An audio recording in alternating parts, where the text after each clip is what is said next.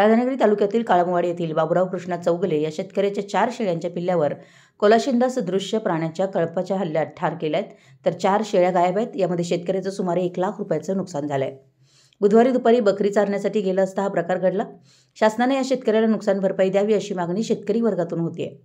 काळमवाडी परिसरात अनेक शेतकरी शेळी पालन करून आपला उदरनिर्वाह करतायत। इकडे उन्हाळी शेती पिकांना पाणी नसल्यानं शेती पिकं घेता येत नाहीत, तर दुसरा कोणताही रोजगार नाही। यामुळे शेळी पालन हाच या परिसरातील अनेक शेतकऱ्यांचा मुख्य व्यवसाय आहे। काळमवाडी येथील बाबुराव चौगले हे शेतकरी बुधवारी दुपारी काळमवाडी धरण शेजारील फराळे ग्रामपंचायत गायरान हद्दीत शेळ्या चारण्यासाठी गेले होते। त्यानंतर दुपारी शेळ्या पाणी पिण्यासाठी गेल्या असता कोलाशिंदा सदृश प्राण्यानं शेळ्यांच्यावर हल्ला केला आणि या हल्ल्यात 4 शेळ्यांची पिल्ली जागीच ठार झाली असून 4 शेळ्या गायब झाल्यात। त्याही कोलाशिंदा सदृश कळपाच्या प्राण्यांच्या हल्ल्यात ठार झाले असण्याची शक्यता शेतकऱ्याने व्यक्त केली आहे। याबाबतची माहिती शेतकऱ्याने प्रादेशिक वन विभागाला दिली आहे। मृत पिलांचा पंचनामा करून या शेतकऱ्यांना नुकसान भरपाई मिळणं अत्यंत गरजेचं आहे।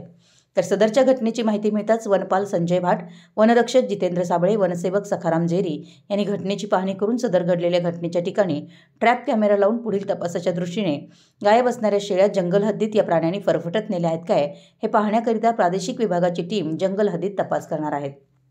मराठी एस न्यूजसाठी राधानगरीहून संजय कांबळे। मी शांताराम कृष्णा चौगले।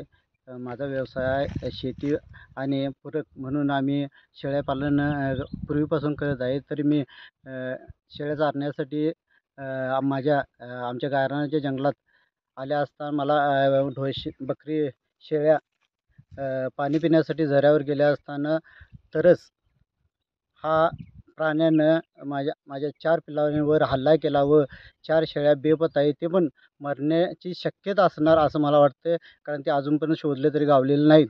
तरी शासन दरबार याचा विचार करावा व आम्हाला त्याची नुकसान भरपाई मिळावी।